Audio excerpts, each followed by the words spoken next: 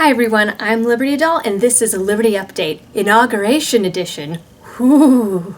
Tensions are high around much of the nation, and on Tuesday, a man even set himself on fire outside of a Trump hotel in Washington, D.C. in protest of what he called as the fact that we elected somebody who is completely incapable of respecting the Constitution of the United States. Never mind that has been every president for decades. The 45-year-old man used a lighter and accelerant and was brought to a hospital with third-degree burns. He sure showed that, Donald Trump. There are a number of protests planned for the event, and according to the Washington Times, there are job ads running in 20 cities in search of agitators. The Demand Protest organization posted ads offering $2,500 to operatives in the fight against Trump. A man claiming to have planted the ads is now calling it a hoax, sort of. The man claims that the ads were real, but that the organization itself was a scam. CNN is reporting that dozens of Democratic lawmakers are also planning to boycott the inauguration because something Russia. The list of lawmakers consists of almost 4 dozen House members and no senators, except for Chuck Schumer, who I guess left his Facebook event response as a maybe. Among those boycotting is Representative John Lewis, who was one of the leaders in the 1963 March on Washington as part of the Civil Rights Movement. He called Trump illegitimate, Trump called him all talk, and everyone got pissed off and decided they didn't want to play anymore. Most of the men and women of Washington who have declined to attend have stated it was due to being offended by Trump's statements against Lewis, as well as a checklist of potential policies that have not yet come to fruition. The Huffington Post, too, has called Trump illegitimate, but based their arguments on accusations of Russian hacking and that Trump has been plagued by scandal. And Hillary Clinton hasn't? Benghazi, Clinton Foundation, Vincent Foster, private email server, Sidney Blumenthal, Juanita Broderick, Whitewater, Troopergate, Paula Jones, Monica Lewinsky, Travelgate, Friends of Bill, media manipulation, IRS targeting, Filegate, Chinagate, Bosnia sniper fire, Pardongate, Iranian fundraising, Peter Franklin Paul. Scandals? What scandals? But hey, what difference at this point does it make? Am I right? Nevertheless, it may be worth noting that the CIA, whom supposedly have the bulk of information proving Russian hacking but refuse to release it, just released instead 13 million pages of declassified documents detailing all their research using psychics for law enforcement and spying endeavors. Hooray! The CIA very seriously and genuinely investigated harnessing psychic abilities for government use 1,864 times. The CIA is also known to release false information for political gains, and yet these are the people we are trusting to provide proof that Russia threw the election. New York's Mayor Bill de Blasio held his own rally outside the Trump Hotel on Thursday, along with Alec Baldwin, Mark Ruffalo, and Michael Moore, of course. Matthew McConaughey, Emma Stone, Amy Adams, and Natalie Portman, among others, also released a new hit single called I Will Survive Trump, which was actually just a really bad rendition of Gloria Gaynor's I Will Survive. Also, apparently, Rosie O'Donnell tweeted calling for martial law to delay the inauguration. A Miami man has also been arrested by the Secret Service after threatening to kill Trump on Twitter and making a really whacked out video saying he would kill Trump at the inauguration. He apparently also goes by the name Lord Jesus Christ and tweeted his threat directly to the Secret Service. In the video, he stated that he was just following orders. Now, where have we heard that one before? According to the team over at Project Veritas, a group called Disrupt J20 is planning to use what they call clusterfuck blockades to shut down DC Metro trains and chain the train rails to prevent the trains from running, which legally constitutes an act of terrorism. Conversations caught on video also reveal the group planned to give money to the poor and homeless in exchange for help in carrying out their plan. Also in the video is the co-founder of Smash Racism DC asking when they can get to the throat punching. Project Veritas has turned over their findings to the FBI.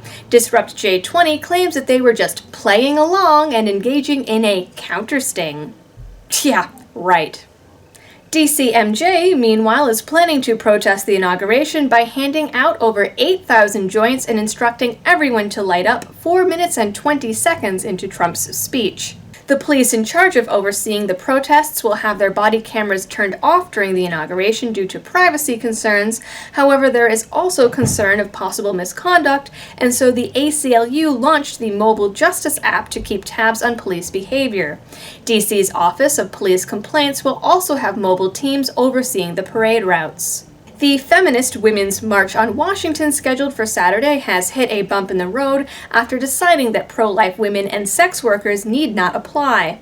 The march's goal, according to their website, is, quote, bringing together people of all gender, ages, races, cultures, political affiliations, and backgrounds to affirm our shared humanity.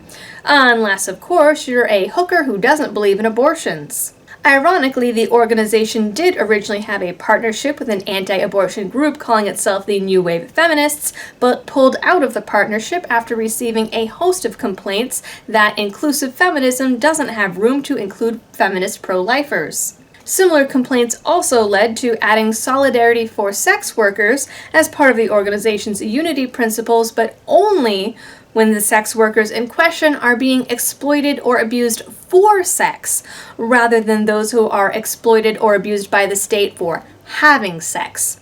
Sorry, ladies. Speaking of exploitation and abuse, New York State Rep. William Marsh has introduced House Bill 106, which would require outside witnesses to confirm allegations of rape or sexual abuse. Marsh reports he drafted the bill after a Concord psychologist was convicted for sexually assaulting a client.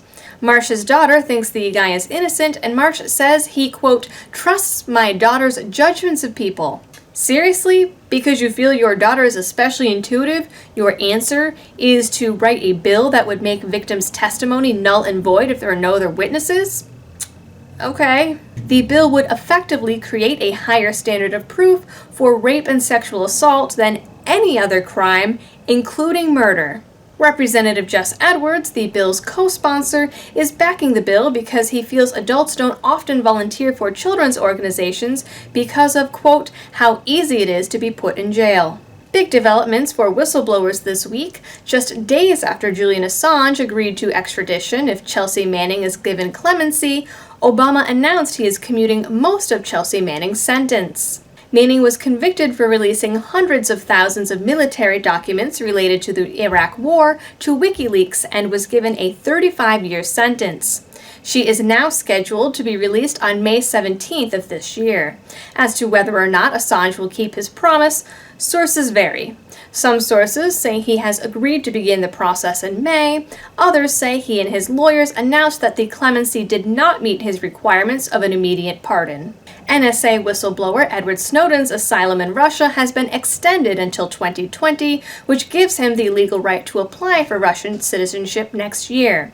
The extension and possibility of citizenship has been confirmed by his attorney. Activism groups Stay Woke and Campaign Zero, which are affiliated with Black Lives Matter, released a handbook this week detailing methods to resist the Trump agenda. The manual is supposed to act as a guidebook with suggestions on ways to resist the new administration. Just a day after going live, it held over 400 pieces of content that included tools for activists, policy positions and arguments, organization strategies, and links to data tools.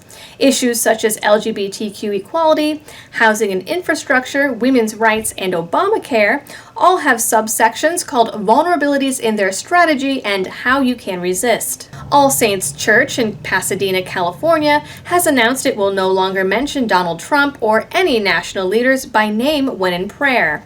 The rector states his reason for the decision is that Trump's name is, quote, literally a trauma trigger to some people, particularly women. It could be as if we demanded a battered woman to pray for her abuser by name. All I can think of with this story is Dumbledore telling Harry Potter, always use the proper name for things. Fear of a name increases fear of the thing itself. Dumbledore was a wise dude with an inexplicable understanding of basic psychological phenomena.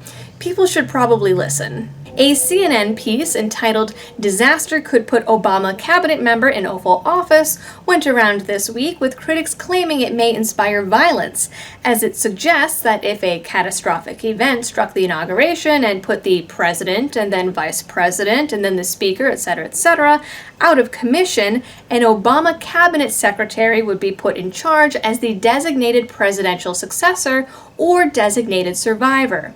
This individual does not attend the inauguration as a just-in-case measure against tragedy and is accompanied by a doctor, a military officer with nuclear access, and the Secret Service. The article goes on to say, quote, "The uncertainty creates the potential for chaos, high theater, or a hit TV drama." However, CNN cautioned that there were no active threats at that time. Meanwhile, Thursday's Today Show featured a report indicating the Secret Service has concerns that flying IEDs may put the inauguration crowd at risk. An official from Drone Shield, a drone countermeasure firm, flat out stated he would not feel safe attending the event. However, past threats of violent attacks and protests have yet to come to fruition. That concludes your Liberty-related news for the week. Please don't forget to like, share, and subscribe, and I will see you all next week. Thanks for watching.